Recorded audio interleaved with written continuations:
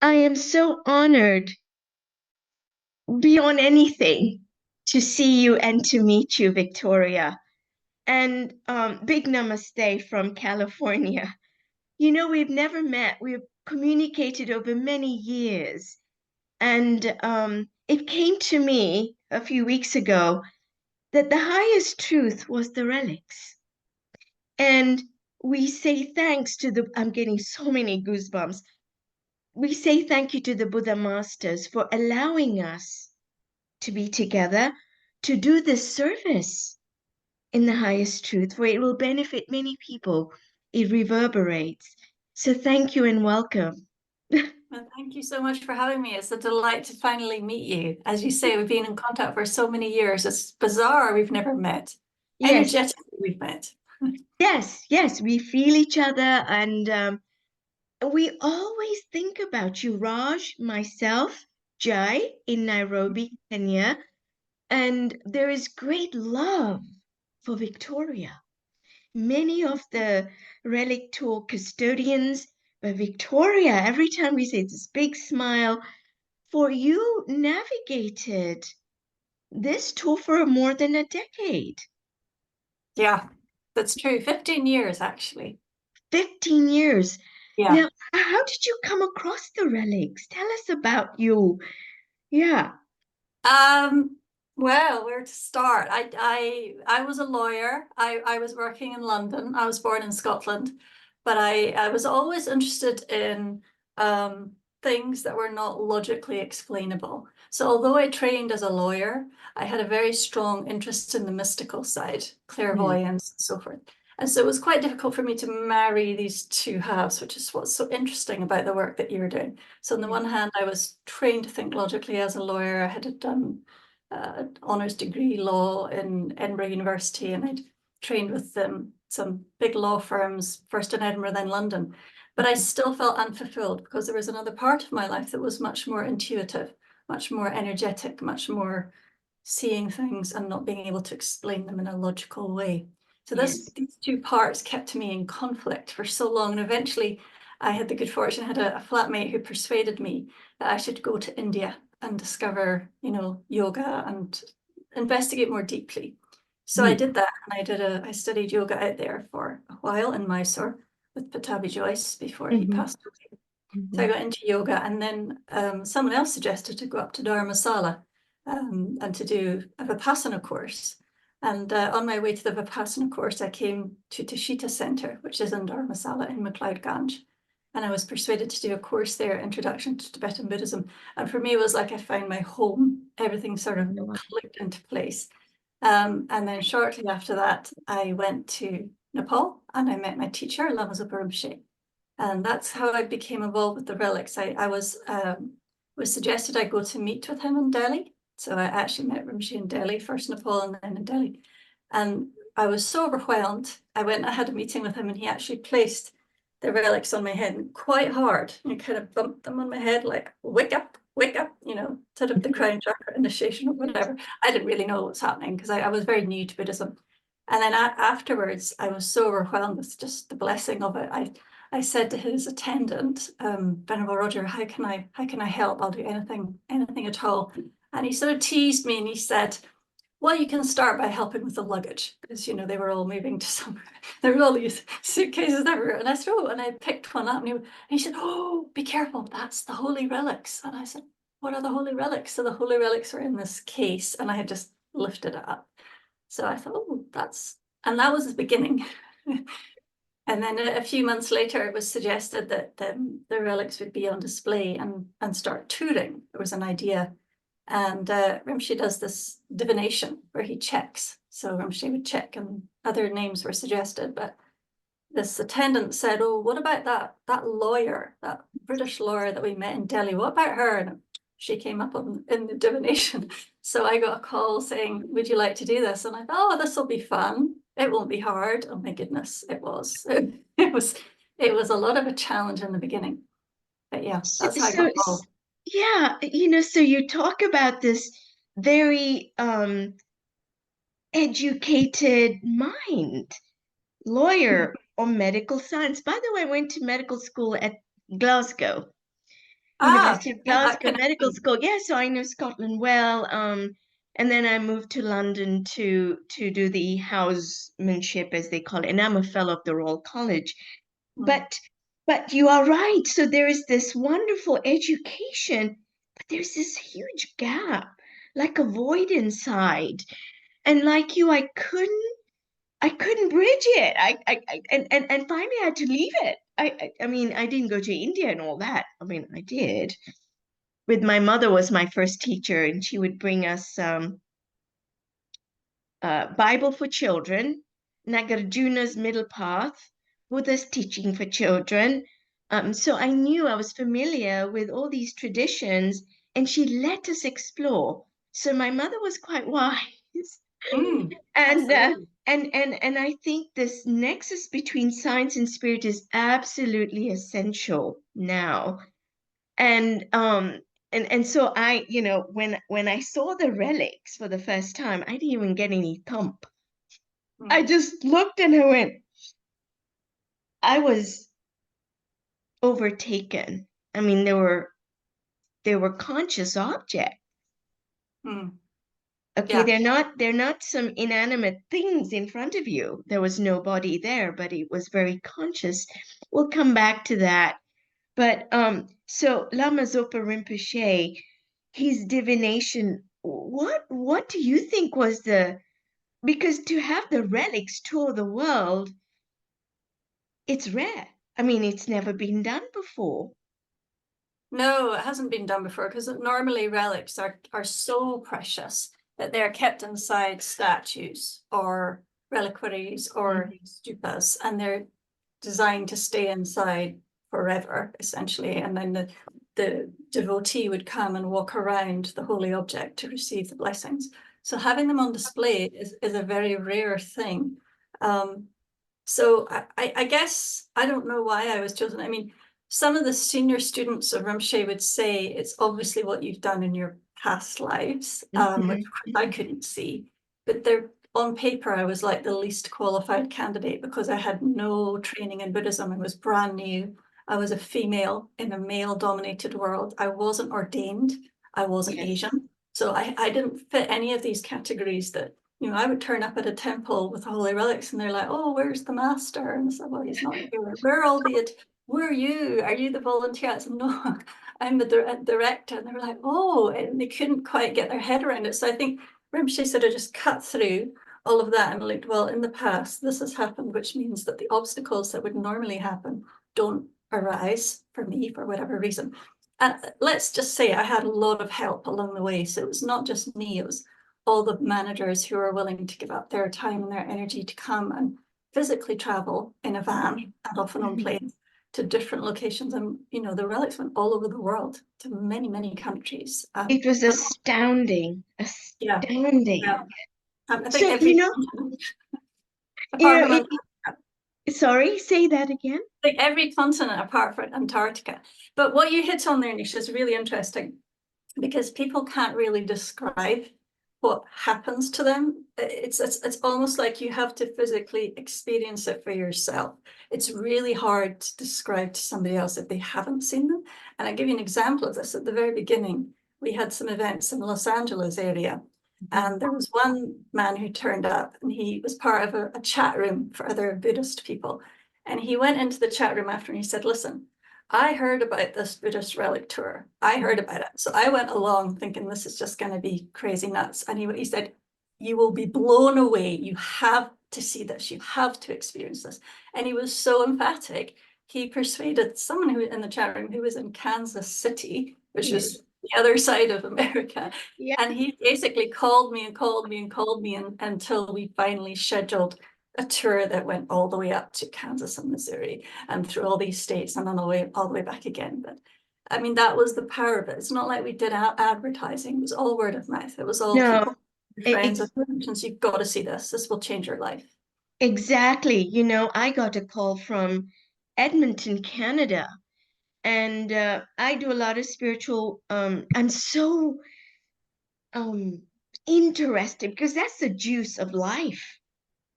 Spiritual reality, it unfolds and unfolds like a they say a lotus flower, and Mm, it is again, it's hard to describe. When the word relic was said on the phone by this friend in Edmonton, I didn't know what she was talking about. But the mm, word relic somehow made some reaction inside of me. That mm, because in Hinduism we don't do relics. mm, The second thing was it was free. This was really unusual in a monastery in Minneapolis. I used to be at the Mayo Clinic. I thought if there's an exhibition like this of Buddha's relics, original relics, there have to be a fee, a standing line outside the monastery. I called so many times and they kept on saying, when they answer the phone, no, you just turn up. I thought, this is extraordinary. When I turned up, and it was like a tourist mind, oh, I'm just curious. It changed my life. I was mm, never the same again. And I just entered the monastery, the music, but it was absolutely reverberating with the spiritual reality. Okay, I know what they feel like. I've been in very high temples in Himalayas, and I couldn't even walk. I was speechless, and the attendant was kindly looking at me. Just let it be. Didn't yeah, interfere. I had to yeah, take it all in. And when you get composure and you look, the second case blew me away. mm, The Council of Buddha, mm, Ananda, Moggallana, Nagarjuna. You see, I'd read about these and they're there. And then you feel this like somebody coming out and hugging you. mm, I'm just doing this because it's so real even now. yeah, And then was this strong intention, we're bringing the masters home. mm. Now, we're home. We're not a museum or a church or anything. Now, I'm getting a little ahead of myself. But when you met Lama Zopa, Rinpoche, what does this word Rinpoche mean? It's precious ones. So we're all reincarnated, but a Rinpoche is someone who's a recognized reincarnation as a Mhm. spiritual master or teacher who has been a teacher in his past life and has then actively sought out in his next life so that he can continue to teach his disciples and so on. Yes. So Rinpoche is the special one who has special spiritual qualities. And Rinpoche had incredible they call it bodhicitta. So this wish to benefit others, this wish to become enlightened for the sake of others. And it was so strong within him, whenever I would meet and spend time with Rinpoche, and every second of his day was spent in prayer or writing letters to students or teaching or doing something to benefit others. It's not like he was sitting watching the TV. It just never had. I'd never been around anybody like that before. So that Right. was a real inspiration for me. So when I encountered a lot of challenges because there was sort of no infrastructure in the beginning. There was no, there was nothing. There was no networks, and I didn't really know what to do. And oftentimes I would sit, I would cry sometimes because I thought it was too overwhelming and it was too difficult. And I would always think of Rinpoche, and that was what kept me going in my heart. It was like, well, what would Rinpoche do? Of course he would keep going. Of course he would serve others. Of course he wouldn't sit and think badly about himself or self-pity mind. He would just get out there and make it happen. So that's what I tried to do. And many, and I think when you have that energy, people come and help you. And so the Buddha's helped us so often throughout this trip. I've lost count. I remember one time we were supposed to go on a journey from, I don't know if I told you this, from Las Vegas to Mhm. to Arizona to Phoenix. And there are Mhm. two different highways you can go. I think it's I-91, I-95, something like that. Yes. Anyway, Yes. we had no gas, we had no gasoline, and we just stopped to get gas. And we took the highway that was quicker, but it had no gas station. And so anyway, we're going along this highway towards the event, and we didn't have a lot of time to get there and set up. And they'd advertised it. Lots of people were coming. We were supposed to open at 2 o'clock. I think it was like 10. And I just realized we were running out of gas. We'd stopped at the gas station. It was so early. We got coffee, but we forgot the gas, So I was so angry with myself because I thought, you're gonna be stuck in the desert, which is not ideal, with these holy precious objects, just you and this other woman. And all these people are going to be waiting, they're going to be disappointed, they're going to have a bad view about it all, and we've let all these people down. I was so angry. And I said to my co-manager, and she said, just start praying to him. She start saying mantras. I thought, yeah, Yes. that's really going to work. So I just in my desperation, I started saying mantras, and I kid you not, a gas station appeared. And I Yes. thought, how is that possible? So I was in shock because as a lawyer, it's like, this is not possible. I can't say mantras and pray, and then a gas station appeared. But in I went, I filled up, and I went and I said, how is it possible there's gas? And he said, what do you mean? I said, there are no gas stations on this freeway. He said, no, this is a different highway. And then I remembered when I was in Las Vegas and I pulled off the gas station and I was choosing which road to go on, the light, it was sunny and the light went into my eyes. So the road I thought I was taking was actually the road for the gas station. So that I'm convinced this day the Buddhas put the light in my eyes so that stupid Victoria that forgot the gas wouldn't actually break the desert. But you know, that kind of thing, that happened over and over again. Not just to me, but all the managers, the Buddhas and the blessings of Rinpoche and the masters just helped keep us safe, you know. Yes, yes, yes. Yeah. Rinpoche was a mystic, highest order mystic. The miracles around Rinpoche, Lama Zopa, he never slept. No. Itself is a very high being. We say you need 8 hours, as a doctor. Oh, wait, he never slept. He When you barely. get to that level of realization, you don't need to sleep because you're Yeah, so evolved. Sleep is like a gross thing. a gross thing, right? And there is a nourishment that comes just in from existence itself. The universe is supporting you, Mm. consciousness. Other teachers have tried to explain that state, that you can look at the sky and it feeds you. You can look at the infinity of existence, it feeds you, and it rests you. You're in a restful mode. And so his efficiency was super. uh, you know, uh, And also, I think it helps because I think faith is a very interesting concept. Because when I first joined the tour, I didn't particularly have any kind of faith. I had faith in Rinpoche because he had many followers, and I could feel that yes. there was a connection. I recognized him, so I had trust in him.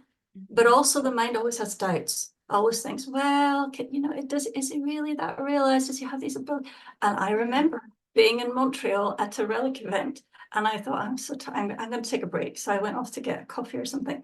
And as I was on my break, I saw a dress shop, a boutique, and I thought, oh, I'll just go and try on a dress. And I thought, well, I should really get back to the rep, but who's going to know, right? So I go in and go into this changing room. This is a true story. And I took off all my clothes and I'm standing in my underwear, looking at a mirror, and my mobile phone rings. And I think, oh, could be the tour manager's at the event. I better get it. So I pick it up. And it was, hello, this is Lama Zopa Rinpoche calling for you. I thought, you are kidding me, because he never really called. But just at the moment when I was goofing off, he was like, yeah, I see you. I see you. So that really made me think, yeah, he's watching all the time in a good way. So that was a good lesson. Oh, that is precious. That is funny. Yeah. And just a little tap on the shoulder via the phone. That's a good way to use the device. Hey, Victoria, get back. Did you buy the dress? I don't. I think I got back to the Relic event as quickly as possible because I was so freaked out. I was kind of laughing and a bit scared.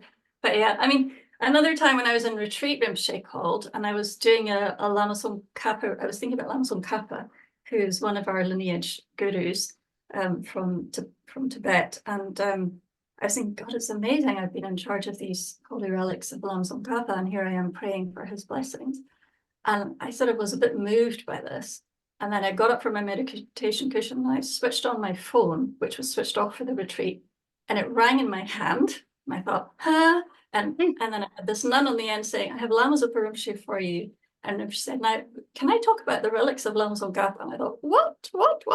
And he said, there's a new one. There's a new one that's appeared there. Where did that come from? And I said, well, Rinpoche put it there. And he said, no, I didn't put it there. You must have put it there. I said, no, I didn't put it there. And he laughed and he laughed. He said, oh, it's appeared. This is so good.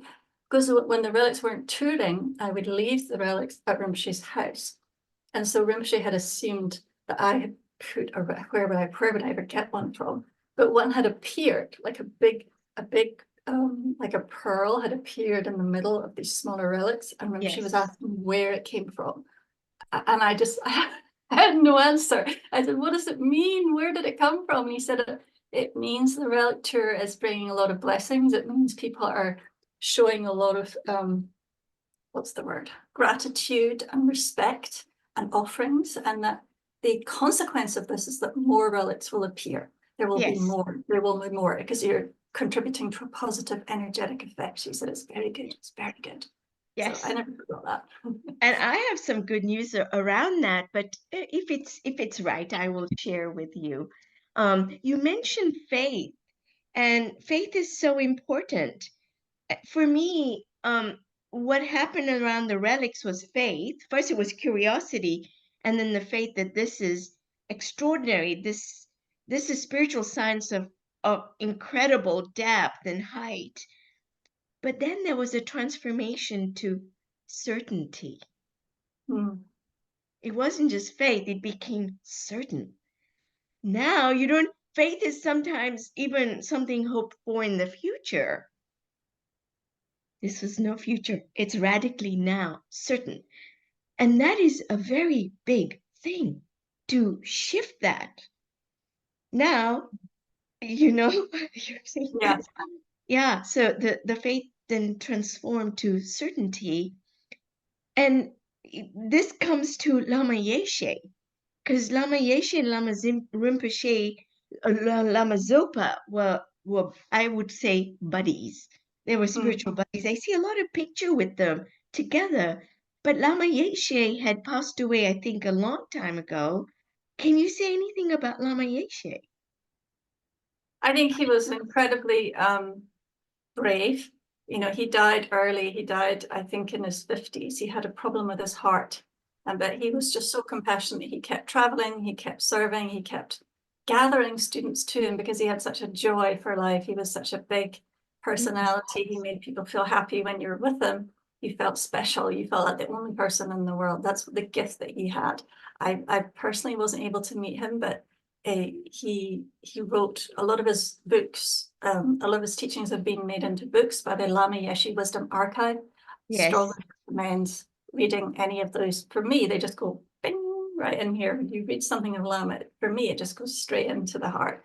And we yes, actually had relics of Lama on the tour. And I do remember we were transferring them from one container to another.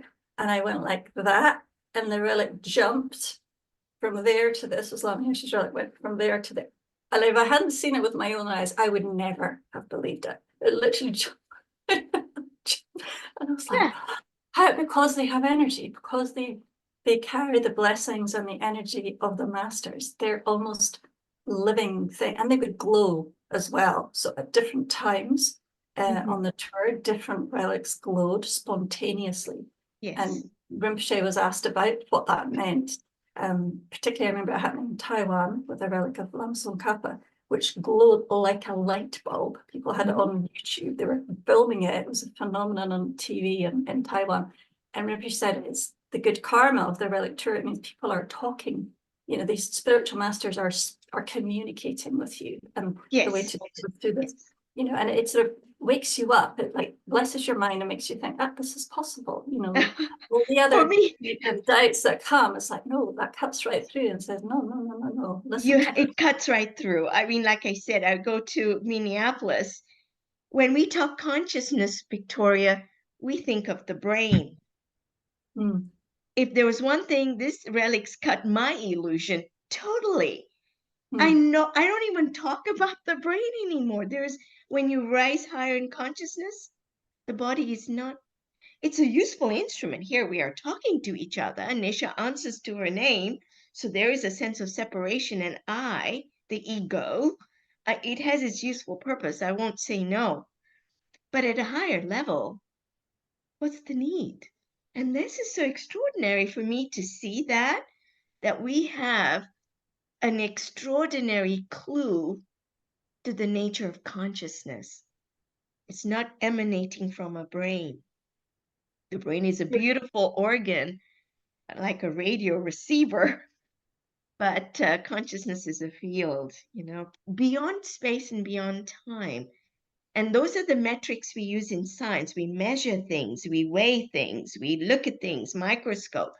It's irrelevant here. People have asked, so what is the chemical structure of these relics? mm, You know, so that is, no, it's a carrier of the intention Mm. of the original master. And that consciousness is so high, you're right. It will replicate. And in Nairobi, Geshe Lama Konchok, rainbow around his relics in Nairobi, just as we were wrapping up, and Venerable Ninja, Paula Chichester, yeah, excited. So we all closed the lights and we sat in meditation with Lama Geshe Mm. Konchok. Yeah. Yeah. I'm wondering, did Lama Zopa leave relics behind? No, what's being decided is that his body is being embalmed so that Ah, then students can come and pay tribute and have the body as inside yes. a as in an altar, so they Like can a make reliquary of pilgrimage. the whole. Yes, yes, Yeah, I like understand. make pilgrimage there. But yeah, it's an interesting question. I mean, I think we have to redefine or sort of reassess what we think of consciousness as. I think there's so many things we don't yet understand and don't Mhm. trust. And I think it leads us to second guess ourselves. And for example, when I was on the tour in Yakima in Washington State, we did an event there, and the organizers were really sweet, and they said, we really don't know who's going to come to this, because this is the middle of the country, and they really only believe in gun law here. There are people who are into guns, and they don't really believe in federal. They only believe in state law, and it was not a place that Buddhism or spirituality, in that sense, Mhm, was popular. mhm, So we set mhm. everything up in a church. It was, and I remember this woman came, and she evidently had no connection with Buddhism at all. And she went in and she looked at the display, and she came out, and she was sort of like quite moved. And she said, Who is Yeshe? And we said, Well, Lama Yeshe. And she said, Oh, Yeshe, the woman, Yeshe. And we said, Oh, Yeshe Sogya. And she just started Yeah. crying because she'd Mhm. seen these words written by Yeshe Sogya, who is this amazing Yes. um, goddess Dakini that was the consort of Padmasambhava from many, many hundreds of years ago. And she was an amazing teacher with all these realizations, a real figurehead for women. And she had this connection. She said, Please tell me about her. So we talked about, there's a book called Sky Dancer where her biography is written. So we spoke about that, and she wrote it down. And then she said, Please, can you teach me a mantra? So we taught her the Tara mantra, and then she asked for my rosary, my mala. And she went back in and she started jogging around the relic display with saying mantras. And it was like watching Lama Zopa behave around relics. And I thought, how would she possibly know? We didn't sit her down and say, You need to behave like this. It was something in her consciousness ripened this connection with this teacher, or her own past life. I don't even know. Something that called to her and said, This is Mhm. what you have to do right now. This is the most important thing. And she was so moved. She just heard that call and did it. And I thought, hey, there's no logical explanation for that in this world. No, But if you no. think of consciousness as much bigger, it starts to make more sense. Yeah, so how do we decide what is a conscious? Is a toaster conscious? Is a goldfish in a bowl conscious? And I've actually posed this question. How do you know? And we decide what is conscious based on its behavior. A toaster makes toast. A goldfish has complex behaviors. You put fish food or you tap the bowl and it moves and it recognizes humans. Actually, it does if you watch an animal. So, we as humans decide what is conscious based on behavior. But the relics go even beyond that. Because in Nairobi, many times people would say, Milarepa, he's speaking to me. I had a question. I come here, I stand in line for 3 hours and he's speaking. And they're just breaking down into tears. Mm. Absolute pristine insight.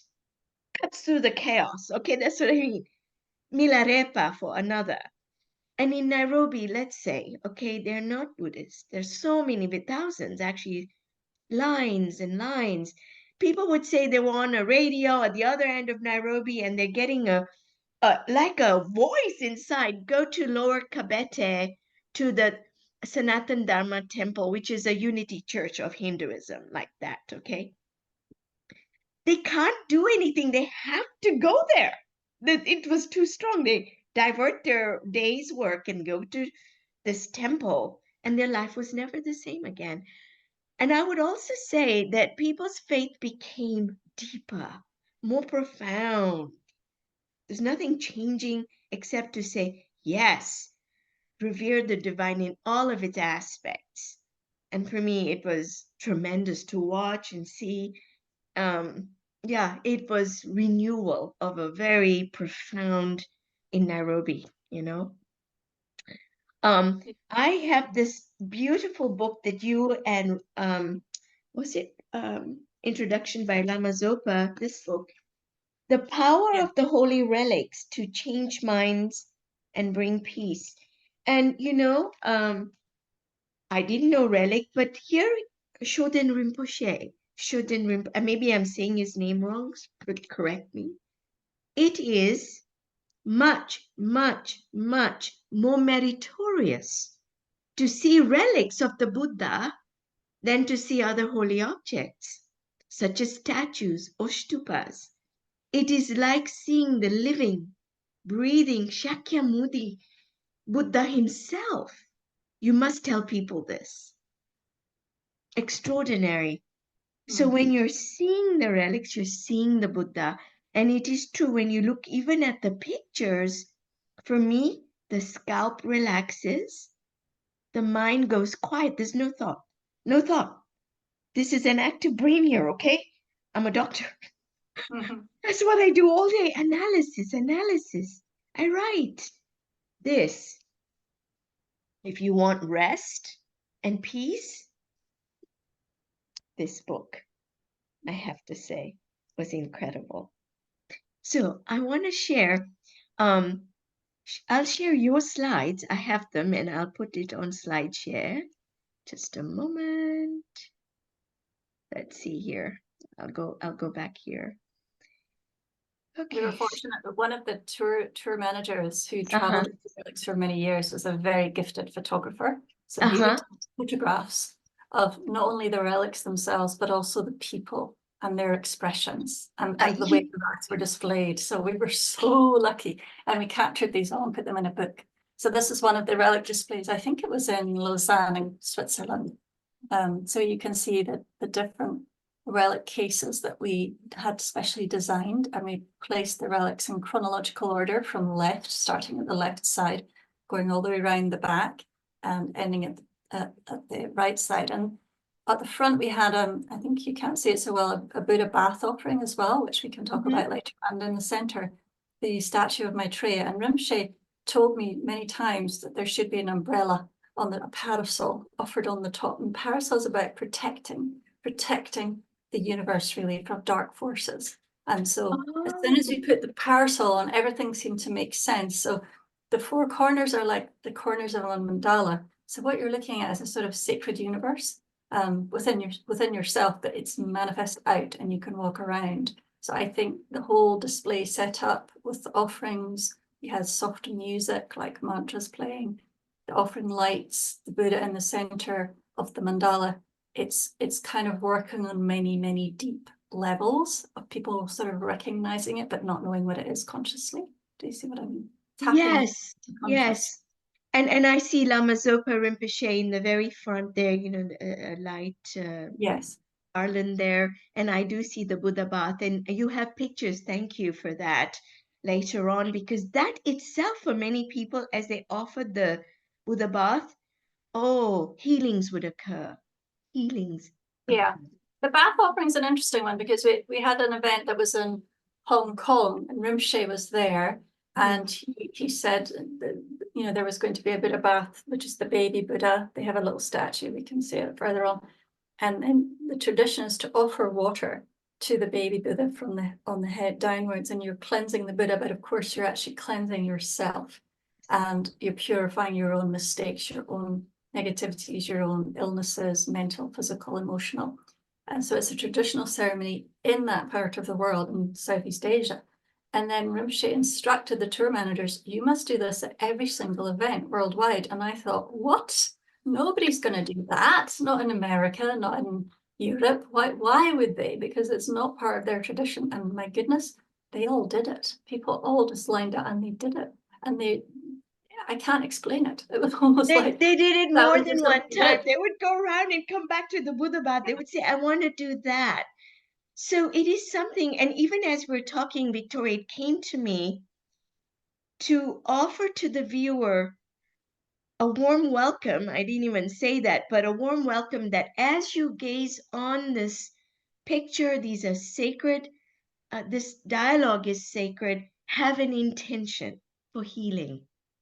Keep that intention front and center as you listen, as you gaze, and expect that something will move and shift, and you may get your healing. You may get your healing from this. I mean it. Thank you.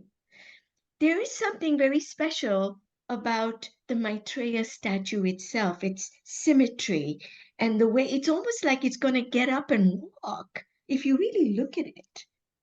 yeah, yeah. And it's the Maitreya symbolizes loving kindness. So this is said to be the Buddha who's going to come in the future when times are really tough, Mm-hmm, and guide us with his teachings.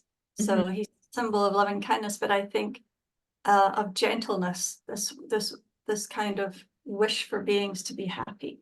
And it mm-hmm, feels like when the relics were on display, it was a very gentle experience for most people.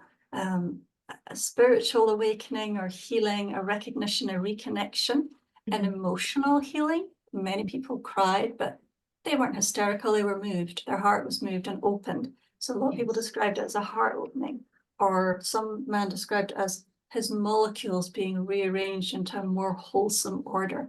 Or another yes, visitor said, when I'm around the relics, consistently a kinder mind arises.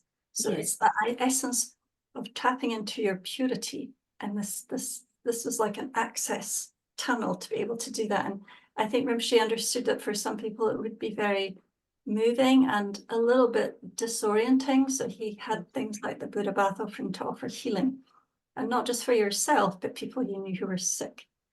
We also had the Buddha blessing ceremony where we actually put the blessings, put the relics on people's head of Shakyamuni Buddha, and they received a personal blessing. That was very, very moving for people. Rinpoche, touch. yeah, I just had that idea because when I met Rinpoche first, he bonked me on the head with the relics, and it was so powerful. I thought, well, we should do that at the tour. So at first we used to do blessing ceremonies like in the morning when the show opened, and then at the close. But people requested them, and they'd say, can we not do them more often? So then we had them every hour, and eventually we just did them continuously. I think when you Yes. were in Nairobi, they were continuously done throughout the whole day because there was this demand. People wanted that Oh, physical connection. it changed people's lives and the connection when you have it on your crown chakra. And they would describe this flow, a beautiful waterfall that, as you said, rearranges. The chaos is gone and you feel free. Freedom is our inheritance as humans. We've lost our way. So Buddha is saying, come, I will help you.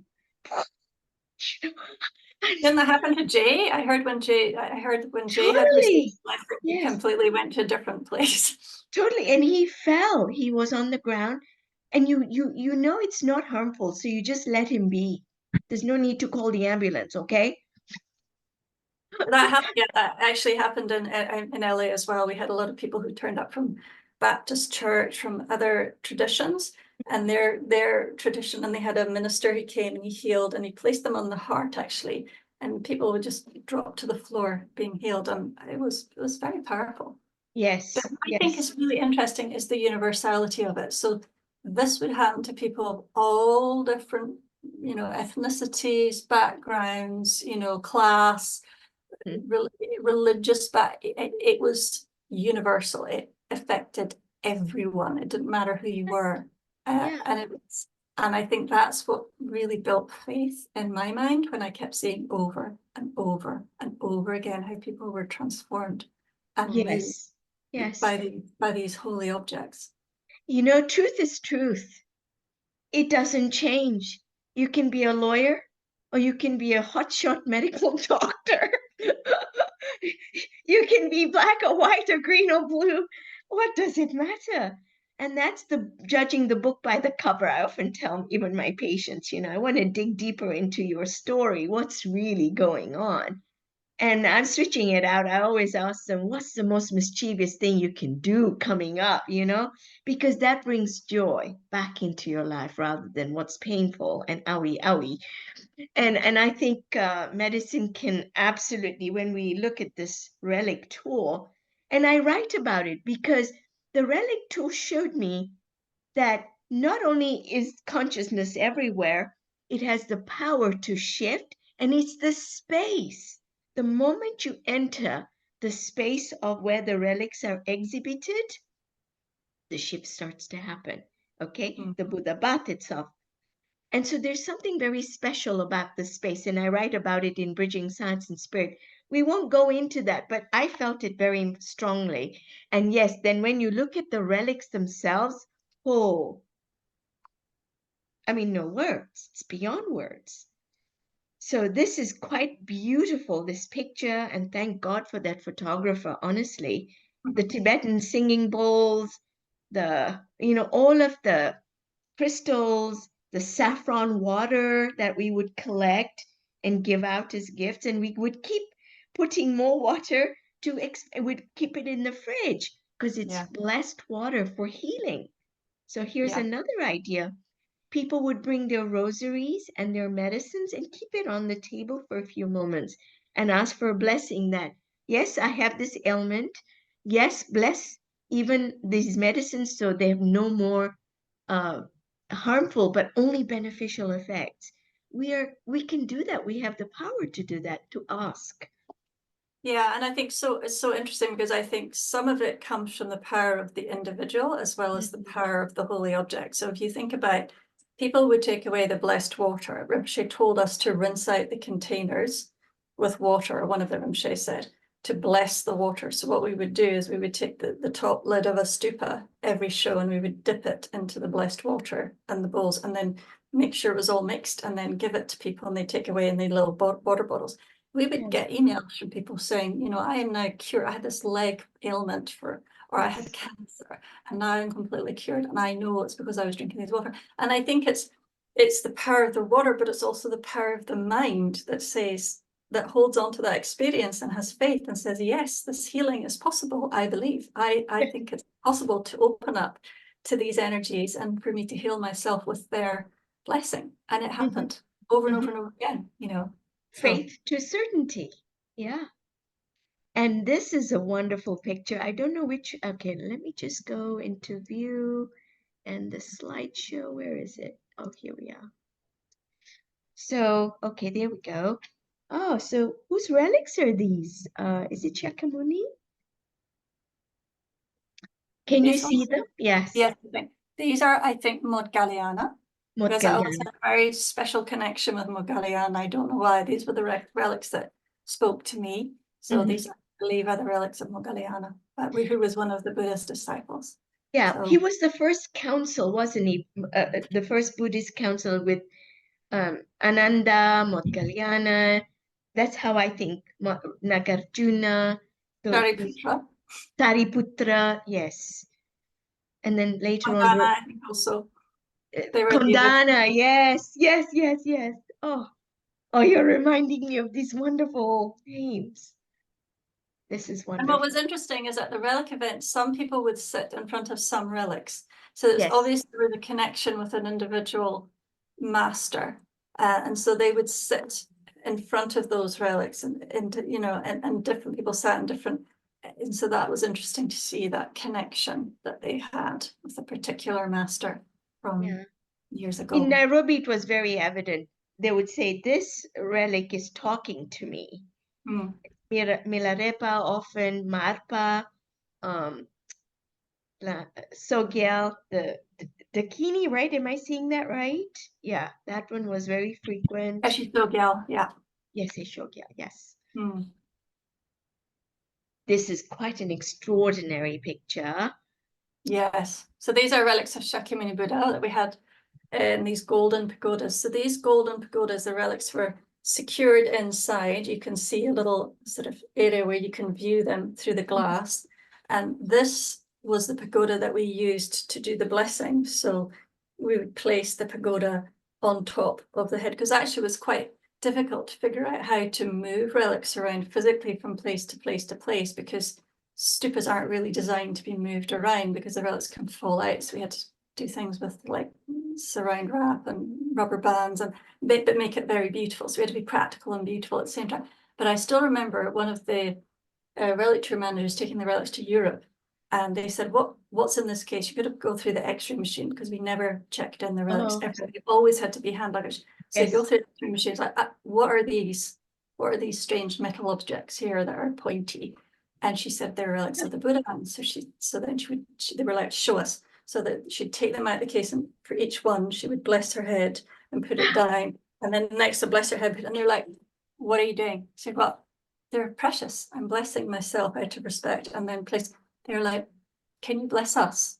So these were like security guards in an airport. But again, something connecting, right? Oh, I shouldn't be asking for this, but I'm just going to ask because it feels right now the most important thing to do. So she did. Yes. Of course she did. You know, I would, after a relic tour, when I'm in the TSA area, they would always single me out, like, go over there, you need pat down. And they're smiling and patting, and I'm wearing there's a little Shakyamuni booklet, like a mantra booklet. I would wear it. And they never wanted to take it up. They wanted to handle it.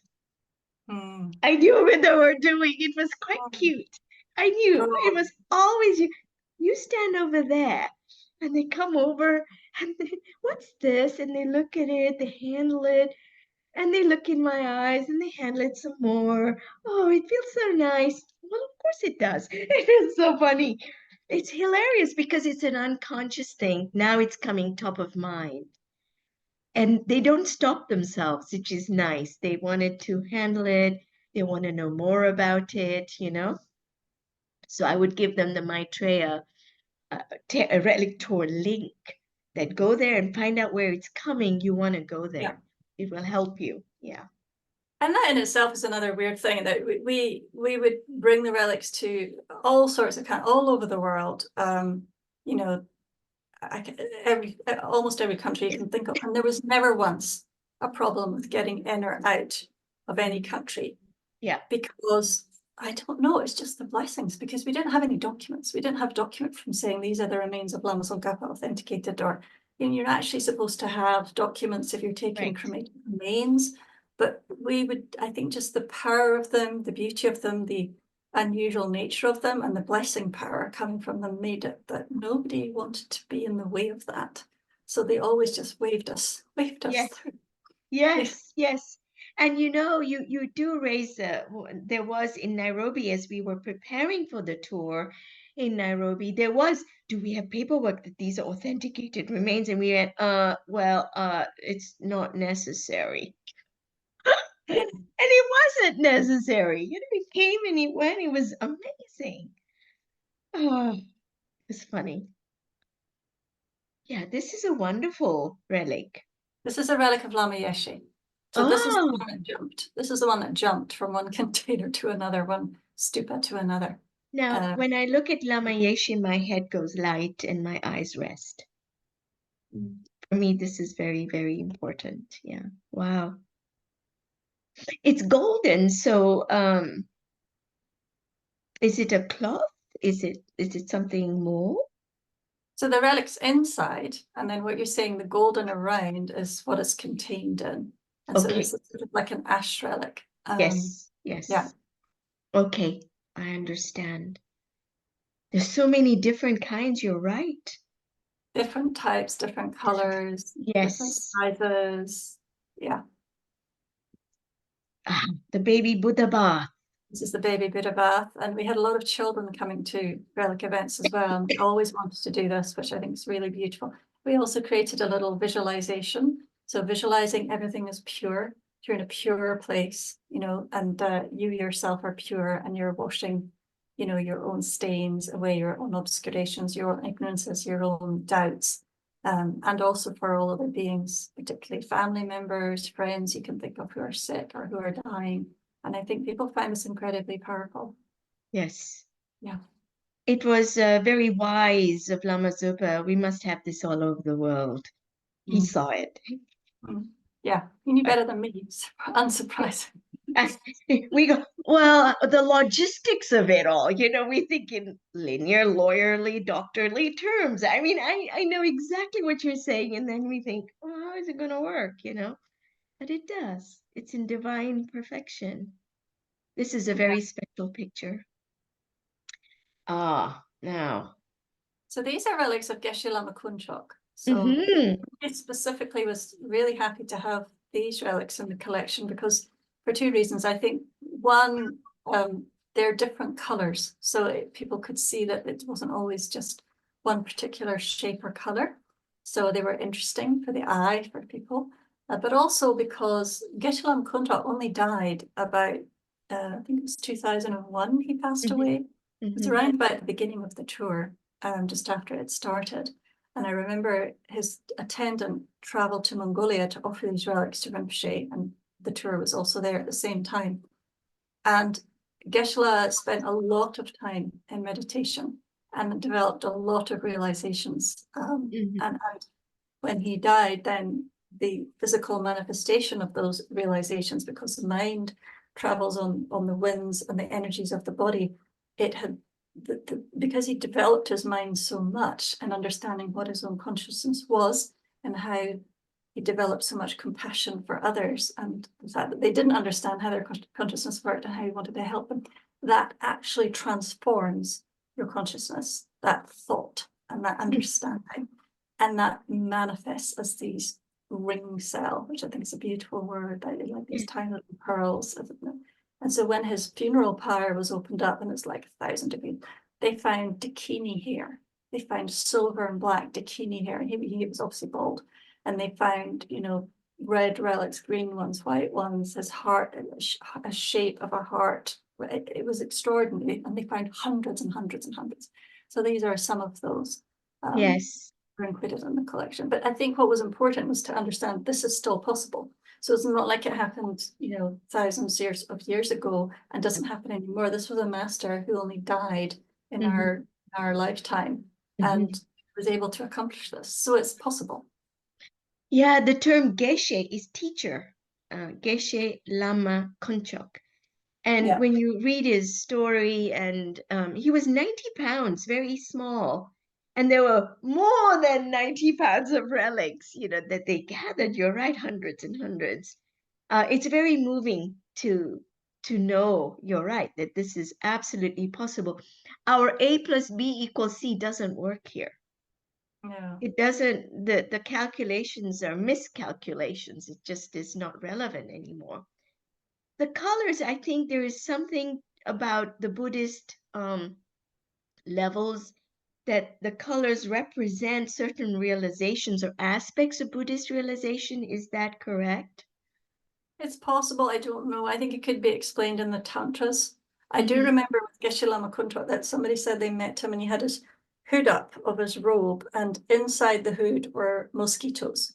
So he was Mm-hmm. making sure the mosquitoes could drink his blood. So they were Mm-hmm. repeatedly biting him. That's the level of his compassion.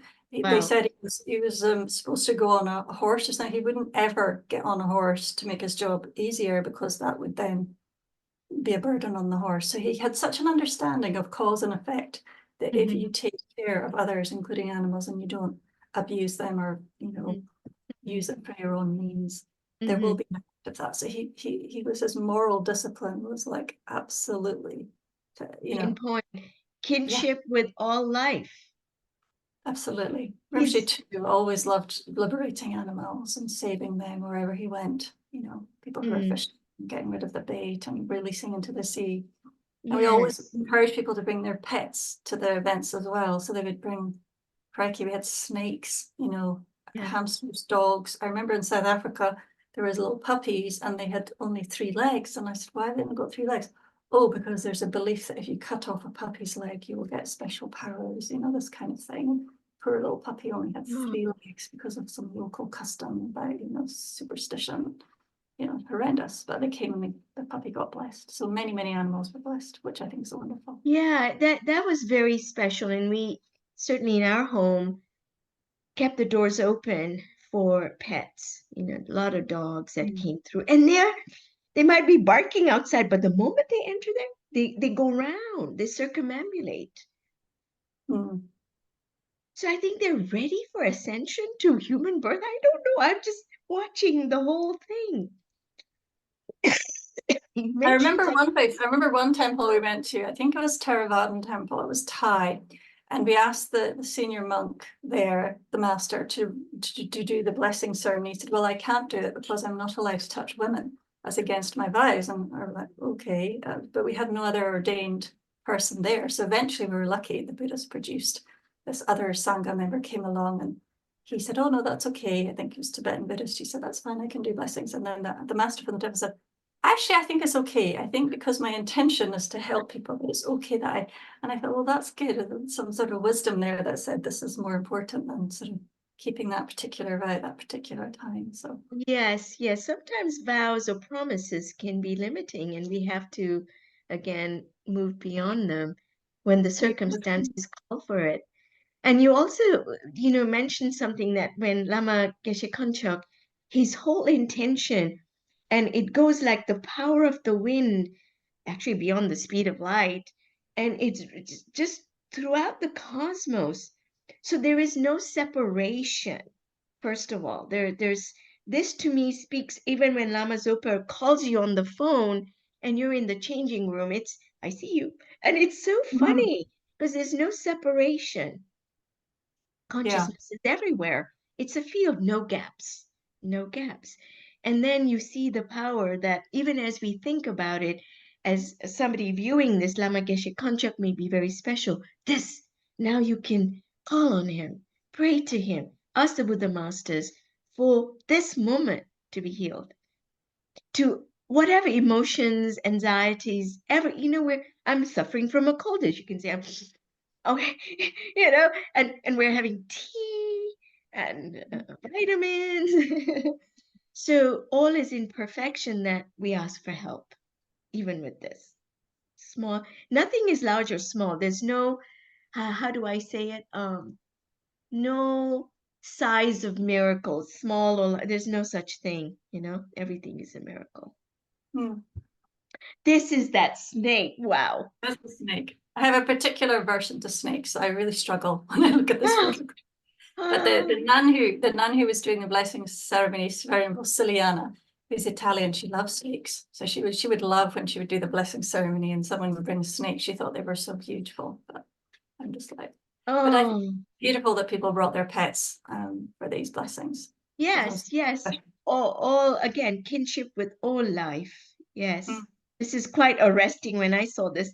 I think it's in this book as well. Yes, it is. Yes, we Uh-huh. chose. Yeah, yeah, yeah. Wow. This is very special to me. Can you tell us about these relics? So these are the Buddha blood relics, and they're very tiny and they're colored um, in a sort of dark red.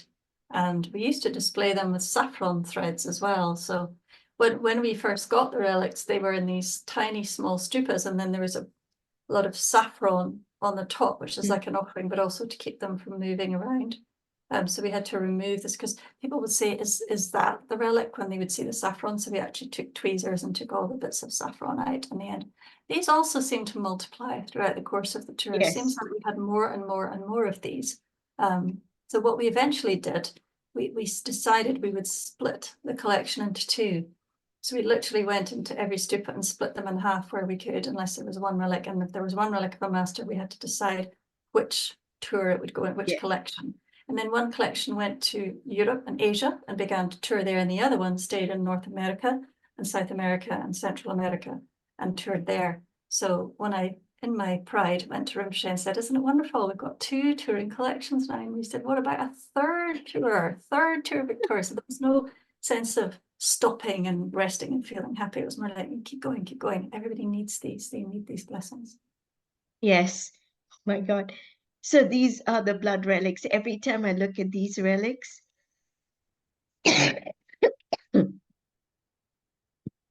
um, many times people requested this particularly. And maybe the it's the color that they call it the blood relics, but I don't think they're from blood as such. But it's the appearance. this deep red. You're right. Yeah. And every time I looked at these relics in the reliquary, oh, just a few moments and I would have to sit down. It's very, lots of subtle energy and information, as I call it, because energy can be a candle or energy can be a laser. This is like a laser, you know? I mean, let's not mess around, Nisha. Yeah. So even the picture has that power. So somehow the Buddha masters have even given permission because you can't capture the essence very easily when you are trying to reproduce a picture of a sacred object like this. So these are extremely powerful, and it is a big gift, a big one. I remember one of the tour managers saying to me when the Mhm. relics were displayed in New York, there was a little girl who was walking around the display, and she had a piece of paper and she was drawing. And the manager came over to her and said, what is it? What are you drawing? Are you drawing pictures of the relics? She said, no, I'm drawing the energy, the lights that are coming from different stupas from the lights. So she could see, Yes. light coming out, like different colors, rainbows. And she was actually drawing also, the purity of a child that hasn't had years of, logical training that can just Yes. clutter all that up and not see with pure eyes. She was seeing with pure eyes. Yeah, the children have a bigger bandwidth of vision than adults do. And I think up till about the age of 7 or 8, and then it really does disappear. Dr. Tiller, the physicist mentor, had done work on that. And the field of vision, it's not so much electric, not flow of electrons, it's actually magnetic. And Ah, magnetism and light are related. That's why we call it electromagnetism. And right. it's hard to see it in adults unless you're right. You have to have a certain sense. And monks do. They see it when they pour the saffron water out or they purify the rivers. They see a yellow golden light entering the water, blessing the whole river or lake. They would tell us, they're Yeah. pouring it. And so these children, yes, and even when they're writing the sutras, and they would pause and say, it's not me writing this, it's Buddha's heart writing this. Now, that's extraordinary for a young child to say. Then, why would they say that? So they're not Yeah. trained. So this was spontaneous, quite extraordinary occurrences. This is a very beautiful. Is it still in Switzerland, Lausanne? Oh, this is in La Boulée in Ah, France. So this is okay. one of my favorite images from above. So Mm, you can see people reading the sutra. There's someone on the left there reading a sutra. yes, yes. Rinpoche also added, I think, bells and cymbals so people could offer music. There was Hmm. two. One was to offer the music, but also it was to remind you of emptiness, the nature of existence. So there's something about the sound of a bell which kind of cuts through it's like the nature of how things exist. So it's almost like a snap. And so, yeah, in the Tibetan tradition, when you ring a bell, it's reminding you of the nature of all existence, which is empty of true existence, empty of permanent existence.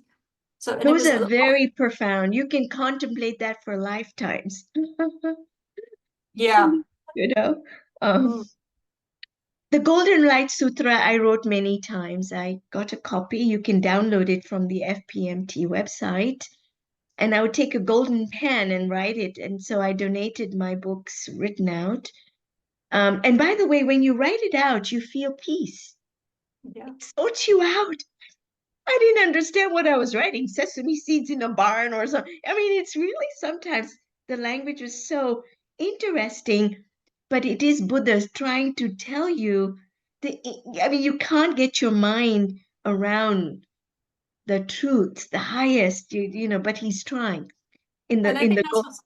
that's also what's interesting about the tour is that people would come and they would offer the Buddha bath offering and they would read some lines of the Golden Light Sutra. They would trace the Sangata Sutra that was like pale writing. And then you would, as you said, go over it with gold pen. They would offer some sign. They would receive a blessing. They would circumambulate the relics, not knowing that this creates lifetimes of good karma. So the whole reason that this is taking place is that it creates a better future, a clearer consciousness, a better incarnation. It's hard it's like you would only know that if you were a enlightened being yourself. So Yes.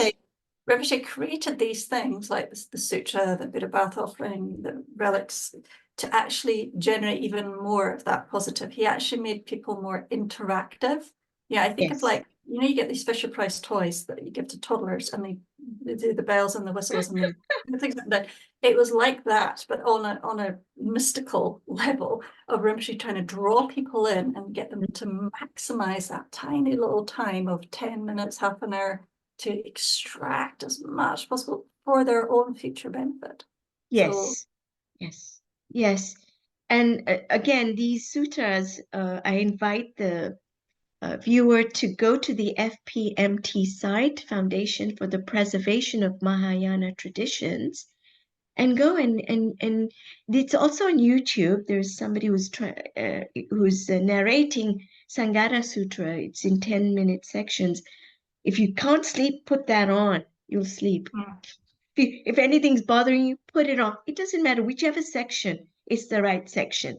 Go there, listen to it. I tell you Okay. another thing, when we would arrive at a venue, Hmm. sometimes there were all sorts of obstacles, like people weren't there, we were missing stuff, people were arguing, they just didn't know what to do. And we'd be like there with a whole bunch of boxes. And what I would do, because people start saying, no, we should do it this way. Oh, no, we should do it this way. No, we're running out of time. And I'd be like, so then I discovered this thing where I would get out a CD player, this is back in 2000, and then I would put on the Heart Sutra. And as soon as Oh, I put that on, I don't know if you've heard it, but it's a chant by Imi U, who's this Malaysian. yes, we have all of her music. Yes. And so she would chant it actually in Mandarin, and it was so beautiful. Everything just calmed down, and we would just manifest this display. Everything would just come together.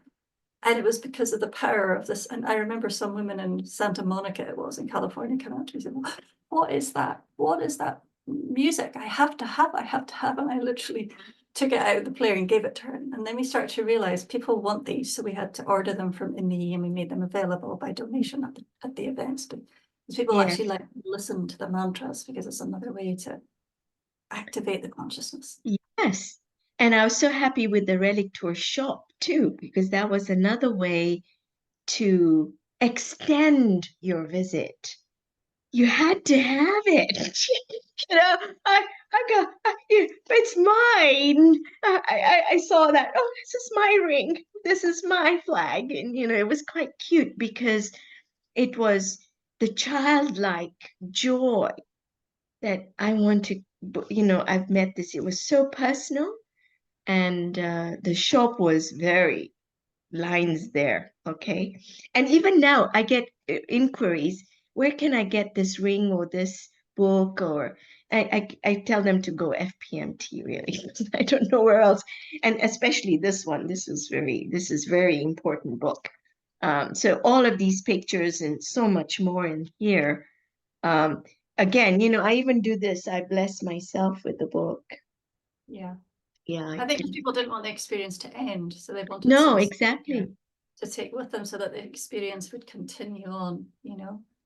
So this is a stupa made of clay, made by Lama Tsongkhapa Mm, himself. So it's mm, very, very old, probably one of the oldest relics that we have. It's an object rather than actual relic itself. So yeah, it's very special. I love this one. It's very, very small, maybe only half an inch tall, I would say. yeah. Maybe an inch tall, yeah, very small. But made by Lama Tsongkhapa, who's like the lineage holder for entire lineage of Tibetan Buddhism. Mhm. Codified everything, explained it all in something called the Lamrim, stages of the path. So took all of the Buddha's varied teachings and then codified it into a path that could be followed step by step by step. And this is Yeah. now studied by scholars. And His Holiness is the head of this particular And if tradition. you get on that pathway, you're guaranteed to reach enlightenment. In fact, each stage you'll have certain illuminations and you get feedback. It's a Yeah. science. It's a spiritual science of a very high kind. When you say we have a protocol, we do this, and then we check in. What did the data show? The same. Yeah. I'm laughing because it's so cool. It's exactly that. And that's You're why the right. FTMT was established, to preserve this particular lineage, the lineage Yes. of Lama Zopa, because it was so clear. Yes. It's not esoteric, it's very, very step-by-step, methodical, scientific. So Mm-hmm. Mm-hmm. Oh, this is such a beautiful picture. yeah, I know, isn't it? I think this also was in France. In France, I believe a lot of people brought their pets. They love animals, and there are a lot of Mm-hmm. dogs and cats coming, and the Mm. blessings that happen for the animals, just looking at the relics there. I think He's these are saying hello. yeah, these are the relics from the most recent master. So they get relics of Geshe Lama Kuntrot would be in there, and there's a relic of a master who actually was Chinese, and Oh, his relics came from Taiwan, Master Guangqin. He's there too. And yes, then what yes. happened is people would offer relics. So if they had been offered relics, then they were offered them to the tour. So the relic collection actually grew. So when I started, there were 10, Mm-hmm. 10 reliquaries, and then it just grew and grew and grew and grew until there were like more than 100. Because we split them, but also because people offered them. They offered them to Rinpoche because they heard about the tour. They offered them to tour managers, but we had to verify with Rinpoche if it was all right. Yes, yes, yes. Authentication and so forth. But yeah, it was an incredible experience. Even the authentication, because things just creep their way into a collection, almost um I would say false relics. You want to Mm, be very clear what you're getting, and that was absolutely. remarkable to me that you had, I think certainly in Manek was 47 masters or something, and you could see each one, that was, this is absolutely truth here, right now, And no I like that questions. we had relics from other traditions. So we went to a Thai temple, and they Yes. offered relics from their Thai tradition. Um, because I think it was called the Arhats, the Hmm. Thai Hmm. Arhats or something. There was one relic from and I think that's beautiful. So it wasn't just masters from our particular lineage, but relics were offered from other lineages from. Yes. And I think Yes. that's really important, so that it actually reached more people, and they could see it was not a sectarian event as such. Right. I remember the arhats. There were so many, and they would Mm, multiply. I, mm, I remember that particular reliquary. mm-hmm. I Oh, remember. this is so So now, nice. yes. So this is the relics. Yeah. But these ones changed color. So these are relics of Ananda. So we were talking before, so that there was a relic, a pearl relic of Lamson Kappa. And then what happened was another relic appeared in the relics of Ananda. So then this is the relic from Ananda. So what you see underneath, the sort of rice-like relics, Mm-hmm. those are the ones that were there in the beginning when we had them all photographed. And then about a few months later, when Rinpoche looked in the stupa, that's when he said, "Oh, this Victoria's moved a relic. She's taken the relic from Lama Kappa's stupa, put it in Ananda." When I was like, "No, no, no, I didn't do that, Rinpoche." So this is the one that actually spontaneously appeared, that white one right in the center there. Yes. Yes. And they changed color. So in the beginning, when I first started, we had them all photographed in New Zealand. A nun there is very smart, and she said, "You need a professional photographer to take an inventory." I was, "Oh, good idea." So we got this chap, and he offered his time. He took these amazing, Harvey Benj, that was his name, took these amazing photographs. And these relics were dark brown. And then a year later, they're white. And there's a white Mhm. one, a big white new one in the beginning, in the middle of it. So Yes. when I realized there's something strange, because I could look at photographs and hang, what's going on here? Yeah. I know.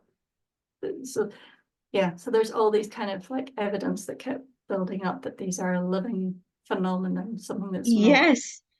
This, when the conditions are right, in science, we always think about potential, probabilities. The chances are XYZ, the odds are in medicine, that's what we talk. You have this condition, the chances are XYZ. I've stopped doing that to a long extent because that's false. It's just a program. I don't want to program people. here you're showing us that the probability of something quite amazing appearing like that is there and it actualizes. The And also the potential, relationship, I think it's also the relationship between the observer and the observed. So for yes, what Rim to explain to us is that if you kept these relics in the toilet in a dirty place and you shut the door and ignored them, they would seem to disappear because you have created the conditions of dirt and disrespect and not even just ignoring them. So they disappear. You've created those yes, conditions for them to disappear. Conversely, if you show them to people, if you make offerings, if you offer light, music, then you create the conditions. And if people are respectful, open-hearted, you create the conditions for more to appear. And so this is what happened. More and more of them appeared, and then they multiplied, then they change color, then more relics added. So there is a relationship between the observer and the observed. So yeah, yes. You many people know, ask me, how would you find a teacher? I want to find a teacher like you have. And I would think about, how you go to the fairground and you see those ducks that are like got these yes, hooks on their head. It's almost like the master has to hook you, but you have to have the ring, So I think when people are coming in, they're like, there's an openness. Their energy starts to open to new possibilities, to their own yes, purity. And yes, then there's a yes, yes. desire to learn more and experience more and be guided.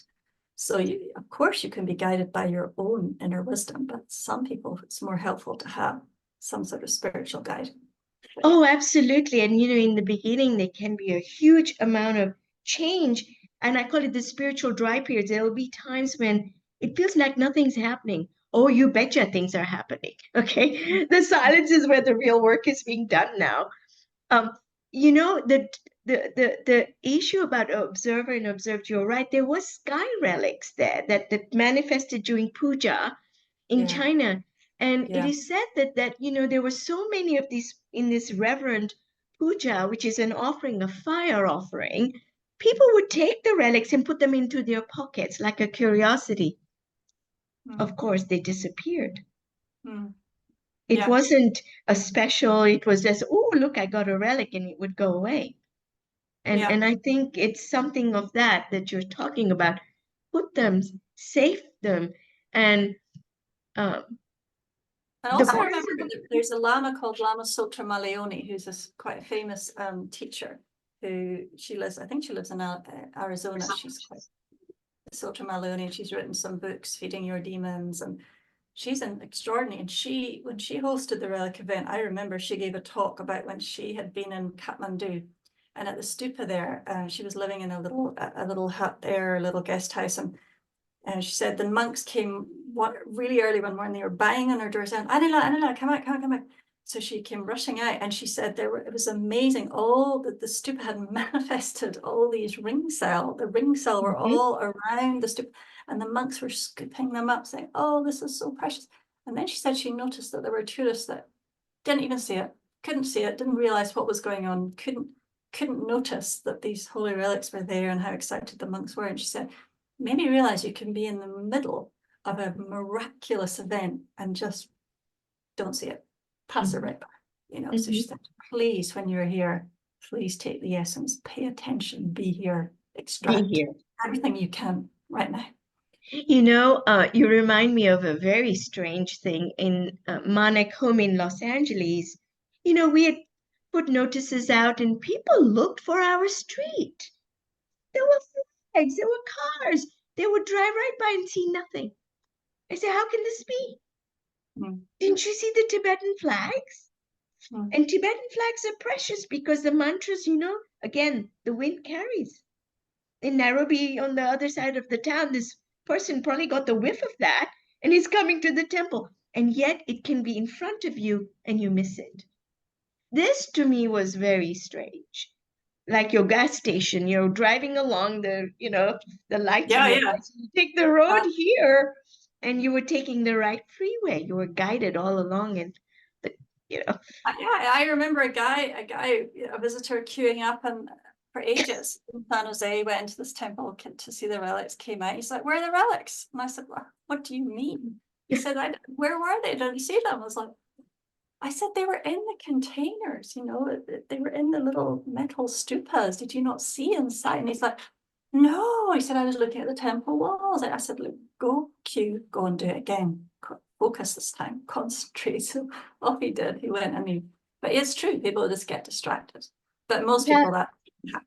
Most people were. I also wonder if some are even ready. You know, they're curious, but somehow they don't see the flags and nothing. And a couple of times I also saw people would come to the door and not be able to step into the Mm, threshold.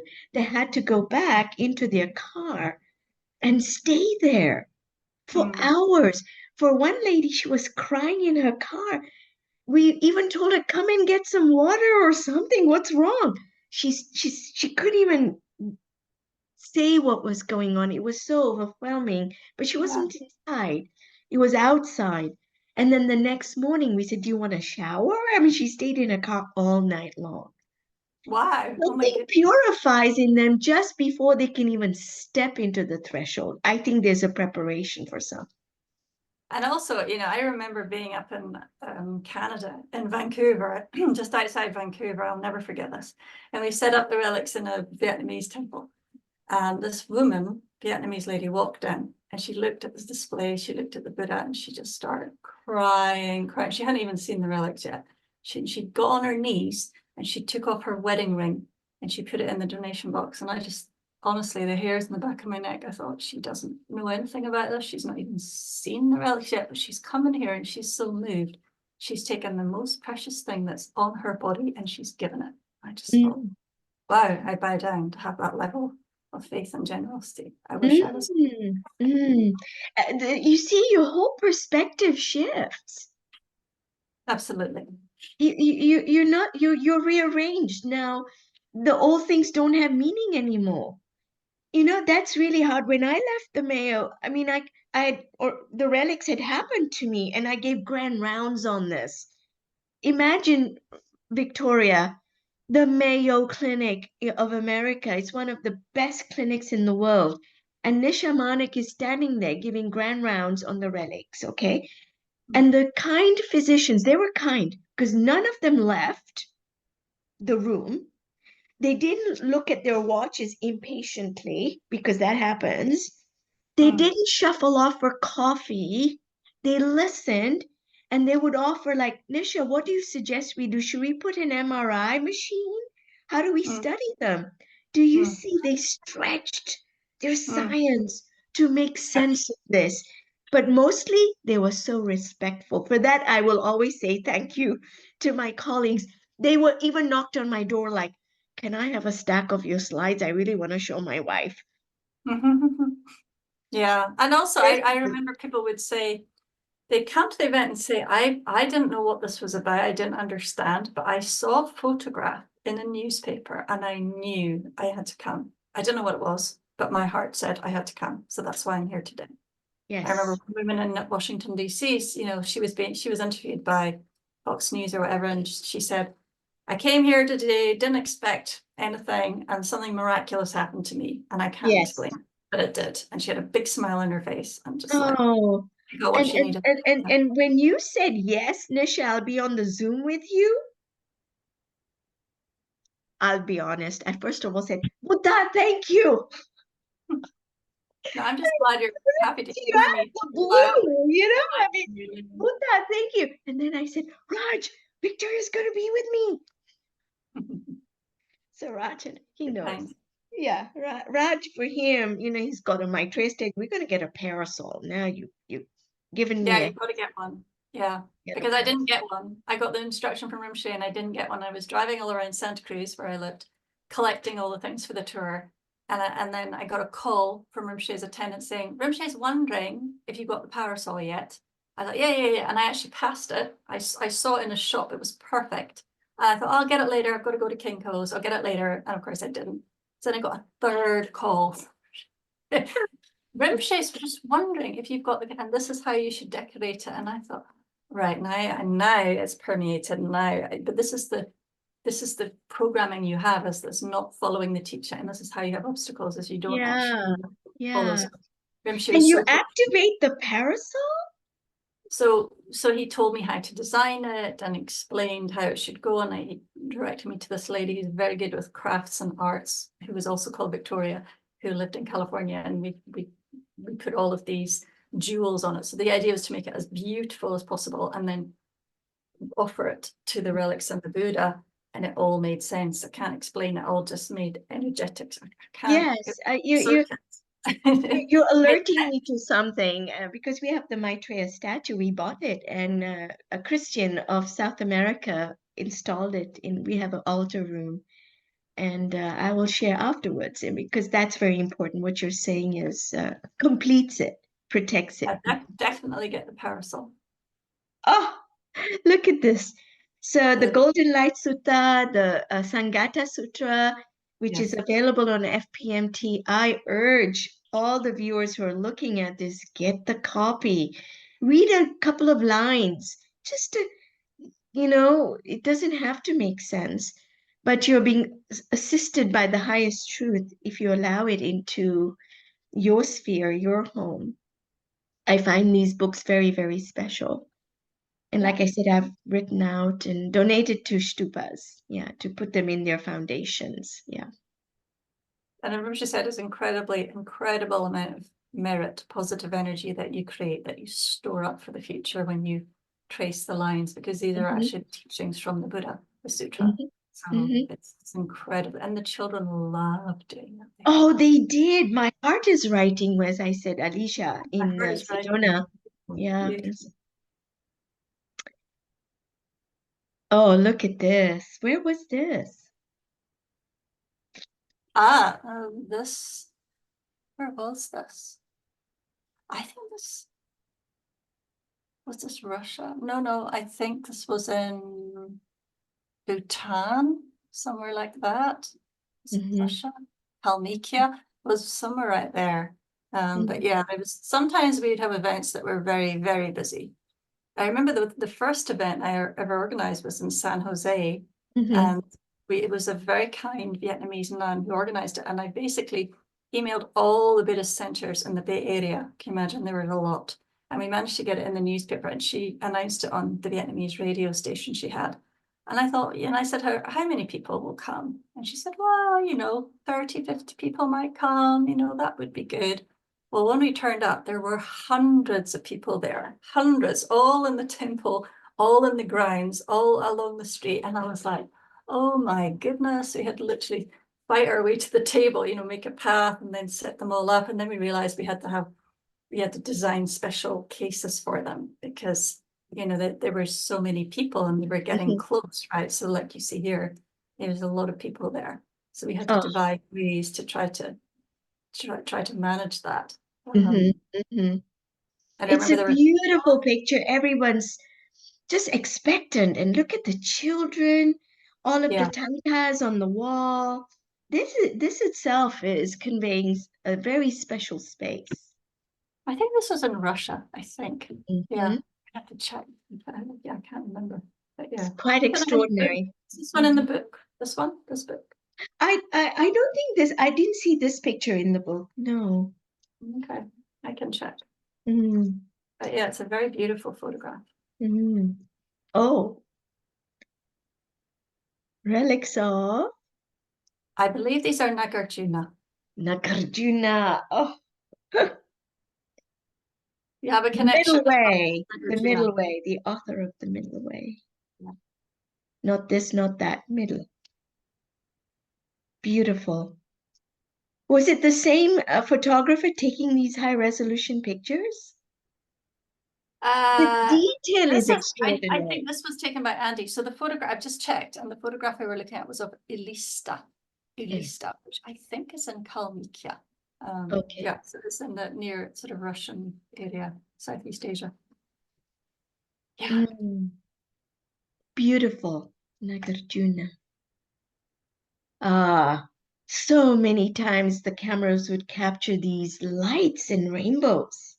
Yeah, this was it was in Charlotte in North Carolina. Charlottesville, there was a lady there who had a friend who specialized in light photography, energy photography. And they took these photographs and she thought, I'll share them. So she sent a lot of photos like these with lights coming from the relics, from the display, a lot of golden light. And these people here, I believe, they work with MG themselves, and so they were receiving blessings, and you can clearly see light. And we had a few photographs on the tour with these kind of images and lights happening, which I think it's really nice to see that, because you think, it opened your mind up to possibilities. Oh, the Relic tour, before they came to the Manek home, the weekend before, they were in a Vietnamese temple, and we went, Raj and I went to make sure we get it all right. We didn't know what exactly to do. I'll be honest, we were a little nervous. And there was this young Julaine Lee. She was taking pictures of the Vietnamese inside. And she had a brand new, I think it was a Canon or Nikon camera, professional. She's a journalist. And she was really disturbed. So Raj went up to her and says, "Are you okay? You keep taking pictures and you're looking in your camera." She says, "There are lights in the picture, but I don't see them." And he says, "Can I take a look?" And he says, "Oh my God, don't delete anything. You're Yeah, capturing something very," and there was this huge golden light yeah. blessing a nun, and they're orbs. Mm. Yeah, And Dickie Lee Aldershaw, the custodian from Canada, said, if you had the right resolution, there's masters in each of these orbs. They have their own particular essence and quality. We just see gold, but it was blessing a nun. She was doing not the Buddha bath, it was one of the other baths. And it's a very, and by the way, whenever I project that picture on a talk, people are they come up and say, "Where's that picture from?" That moved me very much, and some of them start crying. Yeah, that one, even the nurses in the medical center, that particular picture somehow conveys there's a transmission happening that is quite powerful. Again, it doesn't matter who you are. You gaze on that yeah, and you're ripe, you will feel it.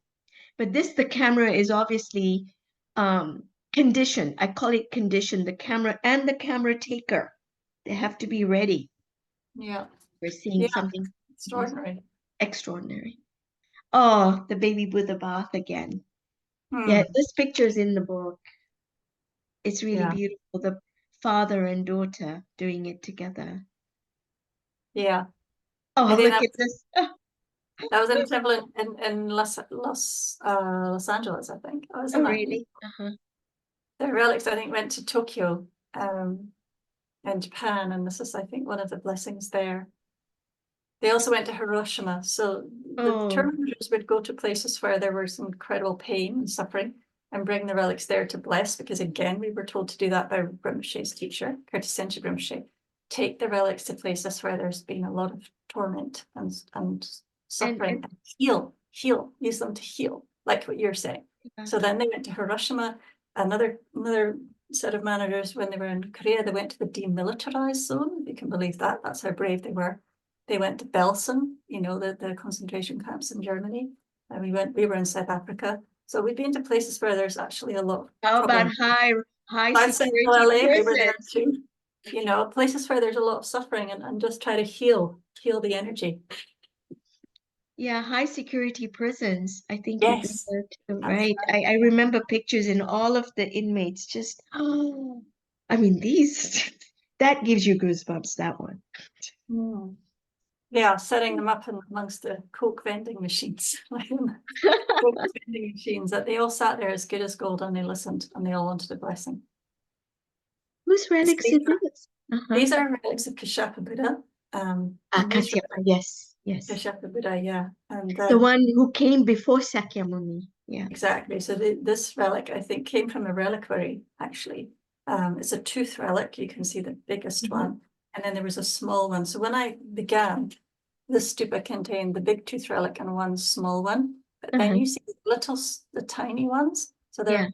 there are actually three of those that manifested. So again, we don't know how this happened, but there were two and there became five. So, and we know that we didn't put them there. We wouldn't been able to manifest them from anything. They just appeared through. Yes. And then we started to try to keep an inventory and then regularly check and count how many there were. But it became quite difficult, because in some stupas there were like hundreds, and others there were fewer. But this was quite obvious that 2 became 5, and that happened fairly early on in the tour, which I think was helpful. So when people would say, how do you know they're real? How do you know they're genuine? I said, well, this has happened, and I know I didn't put them there, no one else did. Yeah. So I think when you speak from your own experience, it can help, people. Because at the beginning, I would say to Rinpoche, would you dictate something, Rinpoche? Because people wanted me to speak about the relics, and I didn't feel I was qualified. So I thought I'll go to Rinpoche and ask him to dictate something. Rinpoche manifested falling asleep and snored for a while, and then he woke up and he offered me tea and cakes or whatever. And I thought, what did you do? And then it took me 6 months to realize that people actually don't really want to hear something read out by someone they haven't met and have a connection with. But if you can talk from your heart about your experiences and why what you've seen on the tour is much more meaningful for people. That is true. That is true. It's direct. Um, it's so funny. Oh, look at these puppies. Isn't that gorgeous? Yeah, I think that Yes. was in Malaysia. Oh my God. Beautiful. This really brings a smile. And you can see all the Shakyamuni relics in the reliquary. Yes, You can see the yes. white pearls. Yeah. Very easy to see. Oh, this is magnificent. I don't know where this is, but So oh, this was in church. I think it's in Basel, which is in Switzerland. mhm. Yeah. And it was in a stunning venue. And Yes. yeah, you can see the Christ. I like this one because it's like you're in a Christian venue and you can see Christ there, and then you can see the holy relics, and it all just kind of works together. And there was no conflict. No, And no. I think I think it is faith-based, but also it's difficult to explain, but it's also a tangible feeling that you get, or Mhm, God blessing, or grace of God, or I mhm, think mhm. for different people it meant different things, but everybody had some sort of experience. So There is a very similar church in New Mexico, Santa Fe. And when I saw this picture, I thought, oh, I wonder if it's in Santa Fe. But you're right. And there's a church very similar to this, very incredible stained glass windows. And that's where the relic tour has been more than once, actually. mm, Oh, extraordinary. It's, yeah, there's unity. There's no separation at the highest levels. And this is a clear demonstration that all of these separations serve us to a certain extent, then you drop it away. You keep dropping, drop. This is a very beautiful picture. Thank you for sharing this one, really. sure. And I Oh, remember one Lama came, one of Rinpoche's youngster Rinpoche came to view the relics, and he said, uh-huh. oh, you should have more detailed description about each master. And then he walked around the display, and then he said, actually, don't do that, because it almost puts people into a mental space rather than an actual heart space. Because when you walk around, the relics are hitting you in the heart in a nice way. But if you start reading, you're engaging another part of your brain, and then you're switching into another modality. And I think he realized it was more important for people to have the heart healing than to sort of learn something. But those, Mhm. of course, who are feeling a heart dealing with a particular master are free to go and research that master afterwards, I think. I think you're saying something so important that, if you want to connect with your spiritual guide, you don't go through an interpretation. You go to the guide. Because anything written is an interpretation, somebody's academic blah blah. I call it the blah. Okay. No, go connect with the master. And this is what the Relic Tour did. Okay. It connected people absolutely in millions. I mean, to this day, I say thank you, Lama Zopa, Lama Yeshe, Victoria, all of the custodians that we had this chance. And as Shodan Rinpoche said, you're looking at Buddha himself, the living, breathing Buddha you came across. You met him. You said hello. How are you? Have a cup of tea. Mm. Deki Lee used to laugh. I said, how did they decide to make it in a house? This is ridiculous. We thought, but our intention was very strong, Raj and mine. No questions. When we made an intention, that intention has power. And Deki laughed. She said, oh, they already saw you coming a long time ago. and they were having a cup of tea while you were, like, finally, you gave some meaning to this. So it was very fun. I just want to say a very, very profound thank you to you for your generosity, Victoria. We're having an hour. I don't know where we are. Who I think cares? we're well over time, but I'm sorry if I've talked too much. I've No, interrupted you, but I I've loved been it. very Oh, enthusiastic about it, and it's been such a joy to speak to you because I've shared all these memories, and I think it's so important yeah, to remember and to feel happy about what you did. yes. I'll share with you that when I met a Lama in San Jose many, many years ago, at the very, very beginning, he said, "You're so fortunate because everybody who's involved with organizing these events, you get the positive energy of everyone who comes to the event." So for you, I mean, I hope you spend time thinking about how much your family has created positive energy by Yes. researching, by talking, by sharing with other people, or organizing so many events Mhm. in LA and also bringing them over to to Kenya. So kudos to you. Yeah.